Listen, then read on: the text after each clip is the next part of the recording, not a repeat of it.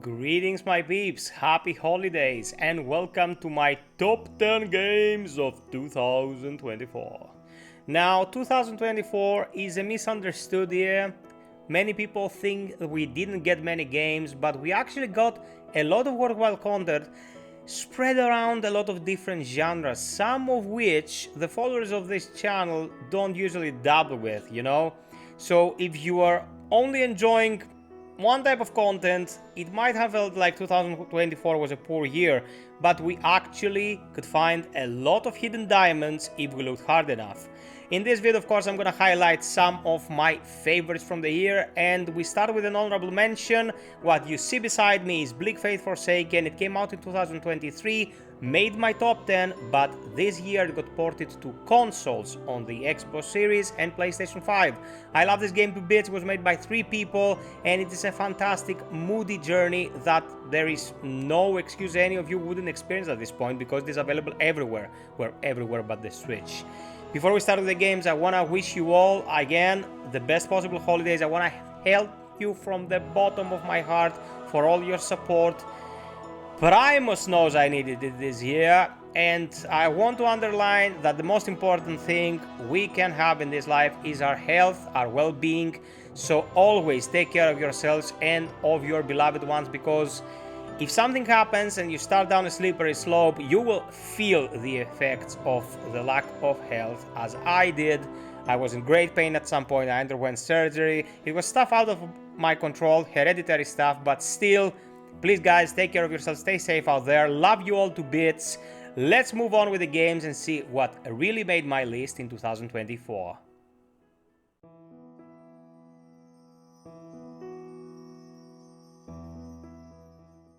Crow Country is a really interesting game. It is something I would normally never play, and that's mostly because of the cutesy presentation. You see, the game is a survival horror title that is designed as a game from 1997 and draws heavily from Final Fantasy VII of all things. You play as Mara Foster, an investigator that goes into a theme park to uncover a mystery. If I say anything else, I am gonna spoil the insane story behind this one that caught me by surprise and left me kinda speechless by the end. Plays very well, runs fantastically of course because the requirements are super low, and can be found on pretty much every system out there. If it wasn't from the aforementioned presentation, this one would have ranked quite high on my list. It's Resident Evil, but a little bit smarter. If you enjoy this kind of game, give Crow Country a chance and you won't be disappointed.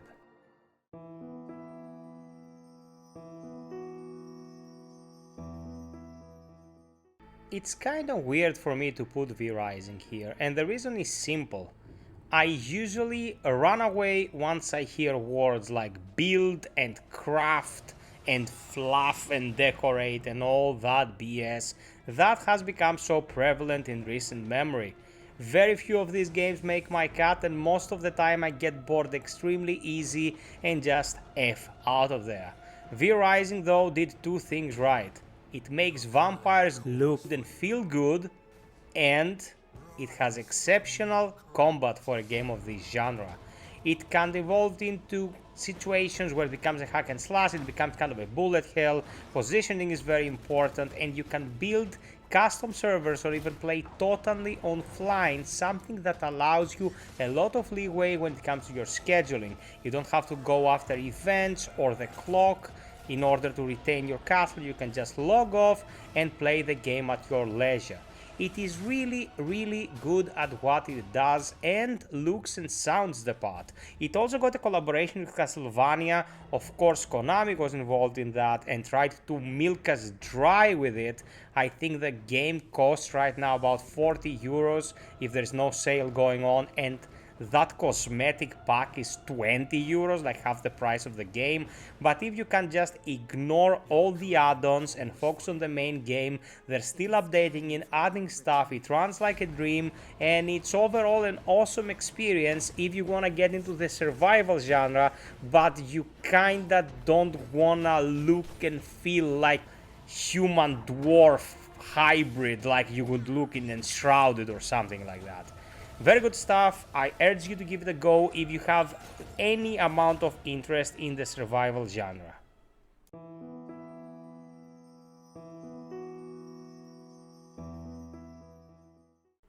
Hellblade 2 Senua's Saga is an amazing work of art and definitely the most high-tech looking game in existence today. It is an experience. Very short, clocking around 5 hours, but every second in this game invokes feelings and a sense of intensity that you will rarely find in any other video game. It's a bit light on the content, I'm not gonna lie. It's a one and done deal. Once you go through the journey once, there is no reason to replay apart from swapping the voices of the narrators and a couple of collectibles.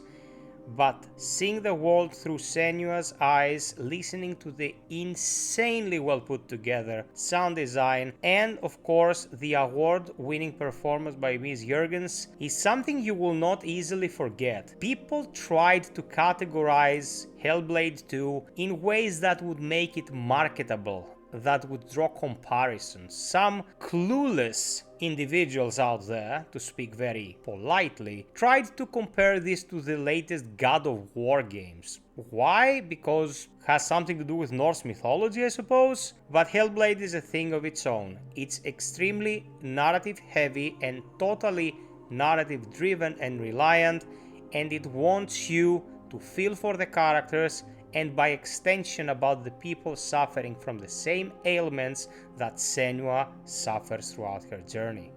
It's a thinking person's game and you have to go in with specific expectations to appreciate it.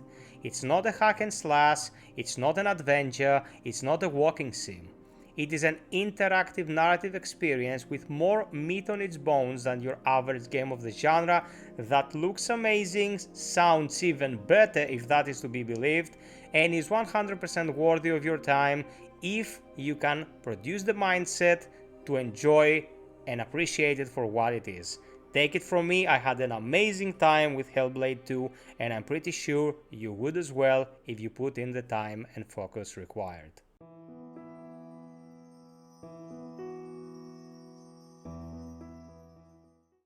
When Stellar Blade was first announced, the only thing I saw in the game was fan service. It was to fill a specific niche, and that was the whining demographic asking for more ass and tits because apparently they have been deprived all this time. And the game comes from Shift Up, a South Korean developer behind a lot of gacha games. I did not expect anything special, I didn't really look forward to it. It dropped a demo at some point, and when I played the demo, I lost my mind. And that's not because of the protagonist, beloved Eve, who looks amazing. It is because the gameplay of this game and the overall intensity of his action is fantastic. They actually went in and built a precise and robust combat system to support the otherwise quite generic but always functional and interesting looking game that Stellar Blade ended up being. It is kind of a visual mess. It tries to mix a lot of things together. It touches heavily upon Nier Automata's themes but make them a bit more pedestrian. But overall, the game is simply fantastic. It plays well, it sounds awesome.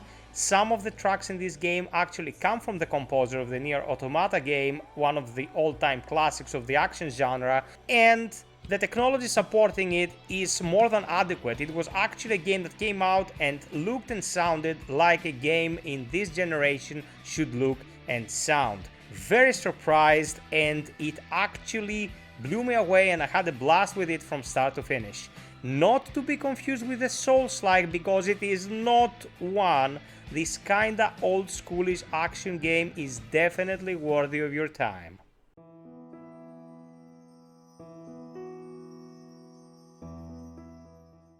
I believe that many people following my channel would think that I would rate Black Myth Wukong higher, and to be totally honest with you, I had a fantastic time with it. It is a game that, like Stellar Blade, has been misunderstood. The dense professional quote-unquote reviewers of the industry these days tried to pass this up as another Souls-like. This could not be further from the truth. The closest comparison I can make to Black Myth Wukong is the old school PlayStation 2 and PlayStation 3 God of War games. It is an old school hack and slash, or bong and smash I suppose, because you're mostly using a staff, and has nothing to do with the genre that came out of From Software's Demon's Souls.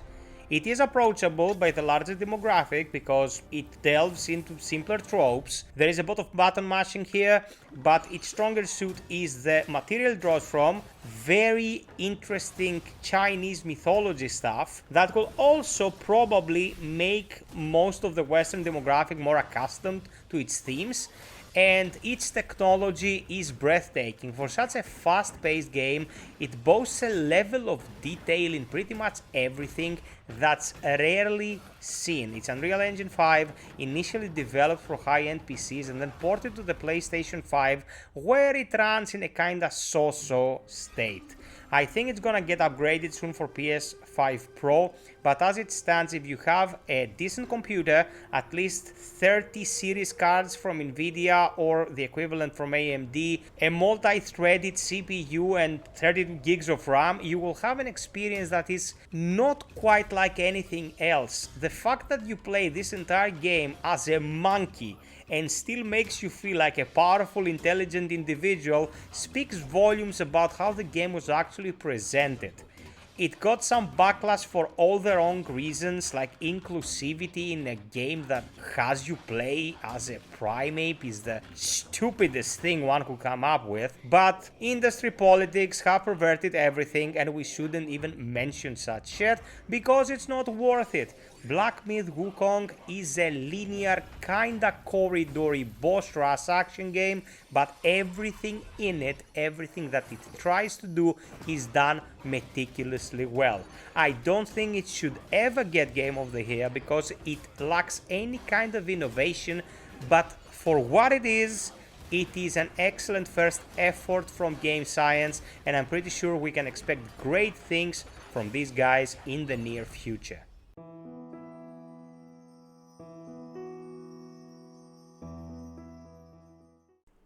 Space Marines 2 combat is the dream. I can't really explain to a person who hasn't tackled the higher difficulty settings of its ops mode how well Saber Interactive managed to produce an experience that really brings the power fantasy of Warhammer 40k to the forefront.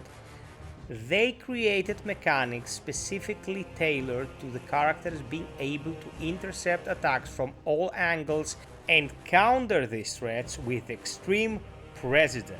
It is an amazing looking, sounding and feeling game that blends together a lot of genres like third-person shooters and old-school brawlers to create a combat scenario in each one of its instances that is highly memorable and allows you to really get into the boots of the titular character. Continues the story of Titus, and if you ask me, its campaign, although visually impressive, is kind of its weakest part. Where it truly shines is in Ops, the aforementioned method of playing that I spent most of my time with.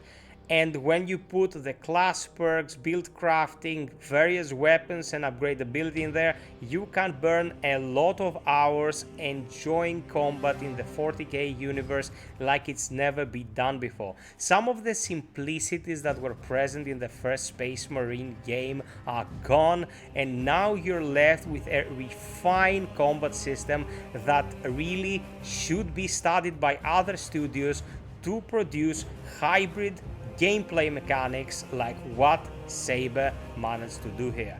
Highly recommended, especially if you want to play with friends. Space Marine 2 is the brawler of choice for 2024.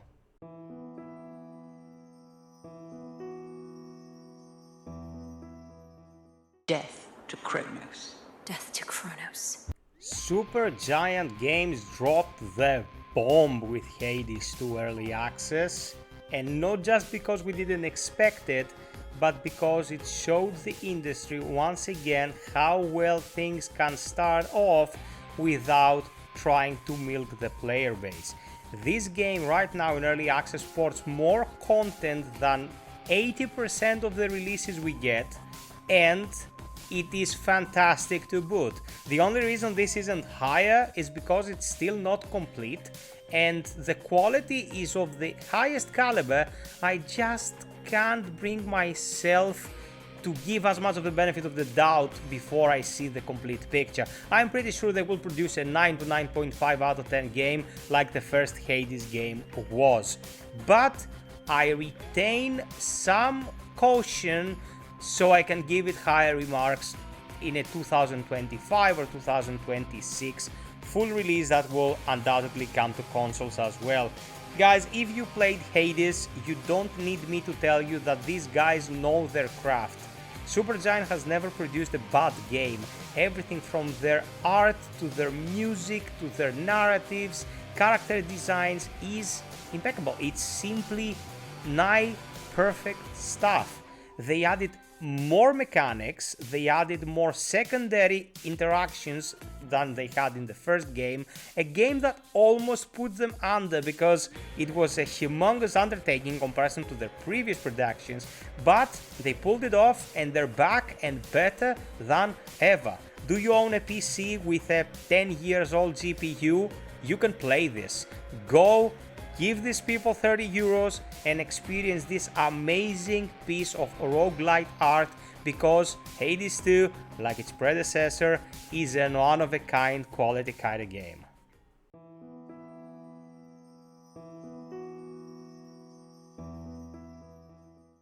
Stalker 2, or Stalker 2, because of the Russian roots of its mythology, is a miracle game. It is a title that should have never seen the light of day. With all the shenanigans going on in Ukraine for the past almost 3 years now, the fact that these people had the willpower and mental strength to sit their asses down in the studio, keep working and produce a game of this scope, releasing it in the state that it released in, because Stalker 2, guys, is no Cyberpunk 2077. It released in a very respectable state, highly optimized for what it's trying to do, although some people have reported problems, but that's to be expected, and kinda managed to surpass all expectations, although many people dubbed it a generic open world first person shooter. There is a lot of heart and soul in Stalker 2, and it's a game that proves that Xbox, it's still out there. There is a pulse. It's not gonna be a rave, but at least the patient's not dead yet. They had a pretty good run the past 6 months, and with Indiana Jones releasing recently, they kinda tried to pull themselves out of the grave and show that their ecosystem has life in it. Stalker 2 is a game that one should buy a console to experience if they don't own a decent PC. Do you own a decent PC? If you do, you should 100% play this insanely atmospheric and immersive game. I'm gonna give it high remarks here, but my brain in 2024 was as stimulated and happy as it was back in 2008 playing Fallout 3. Granted, my standards back then were quite lower than they are right now, but if I'm getting this kind of euphoria after all these years, you can imagine the level of quality we're talking about here. Stalker 2 is hands down a fantastic game, and if you enjoy exploration, large-scale environments and mystery, you're gonna have a blast with it. Go give these people some money, because they bled in the trenches to give this to us, literally.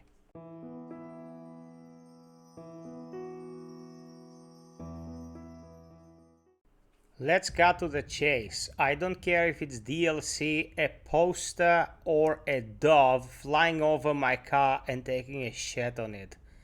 Elden Ring is gaming perfection. It is high art. And Shadow of the Erdtree is more Elden Ring. So it takes number 2. Why does it take number 2? Because it is excellent, but we already knew what we were in for. It doesn't really innovate in any insane way.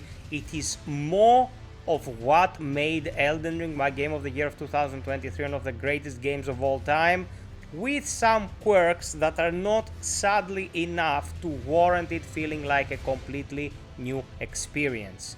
We're getting Night Rain in 2025, the new roguelite co-op game in the world of Elden Ring, and I suppose we're gonna see a lot of new stuff in that.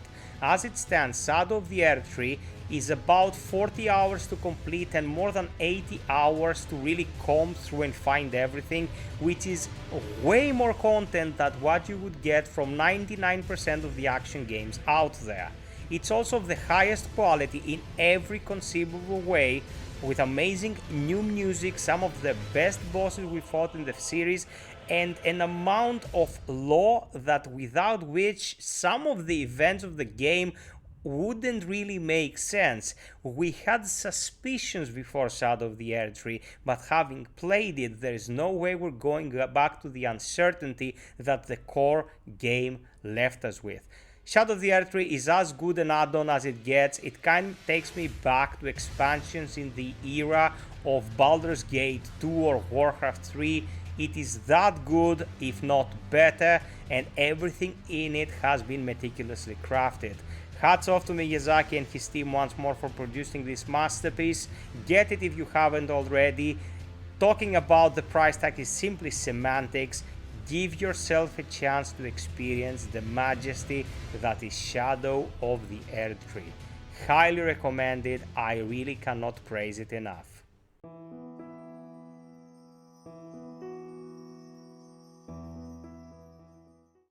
When Silent Hill 2 was under development, I was saying that if Blooper effed this one up, it would be the end of the studio. And we're talking about a studio that had produced game up to a solid 8 out of 10, let's say, and mostly in between 5s and 6.5s.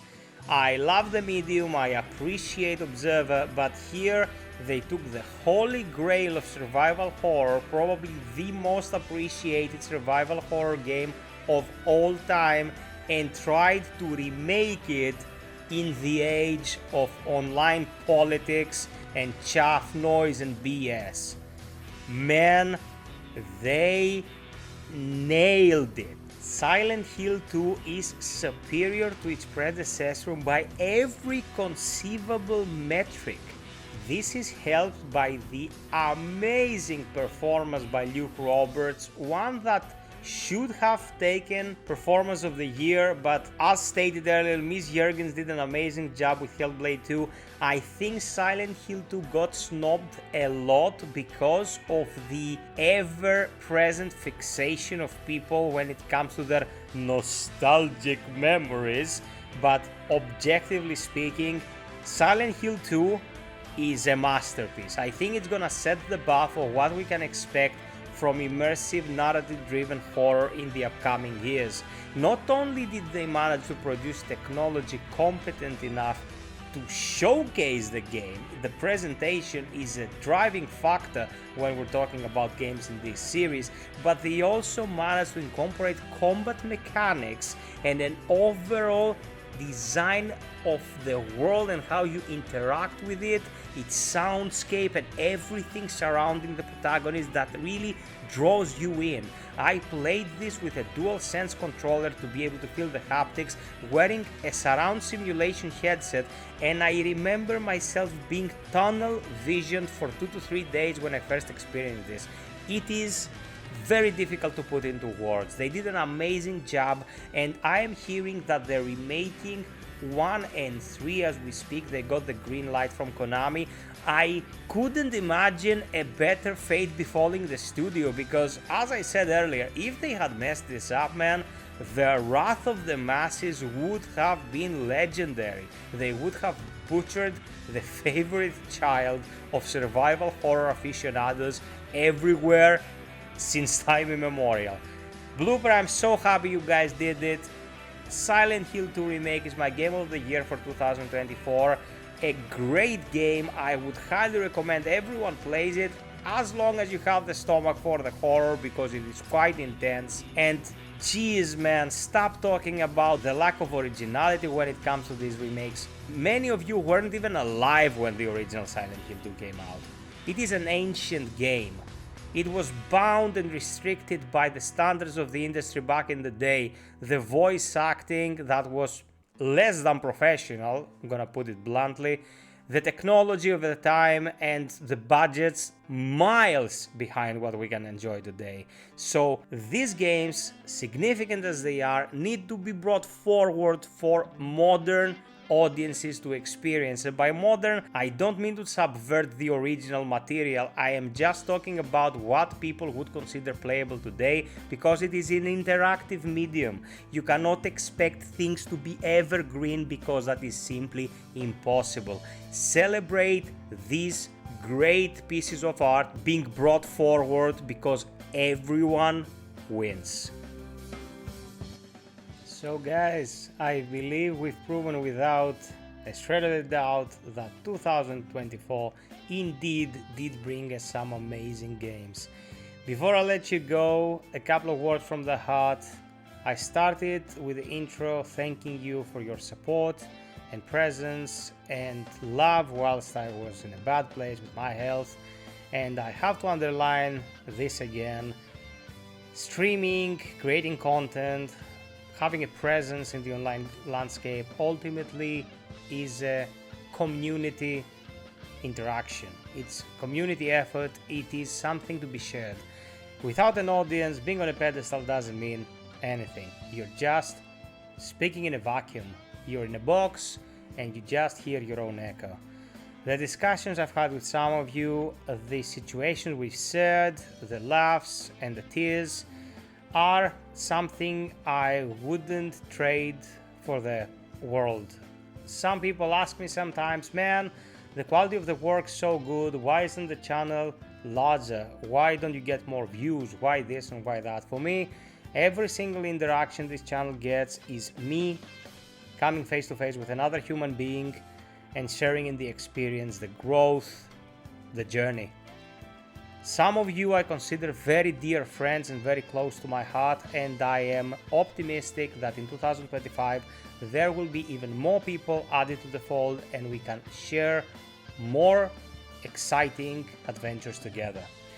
I'll keep doing my best. I'll keep providing the best content that I can. I'm coming back stronger than before, healthier than before, and trust me when I say that everything I can do to enrich your day to day, I will do to the best of my abilities. To all of you who managed to contribute in order for things to stay afloat whilst I was struggling to get back to my feet because of the surgery and what happened, transpired before it, that was invaluable, and I am eternally grateful to all of you. Love you to bits. I'm always here if you need to talk. We're a community. We're friends and we share in the good and the bad. Keep each other close, care for those around you, help them even if you don't need help in return, and strive to be the best possible person that you can, because that's what I'm gonna do towards every single one of you. Thank you so much, people. Until next time, be well, stay frosty, and always strive for perfection. Cheers.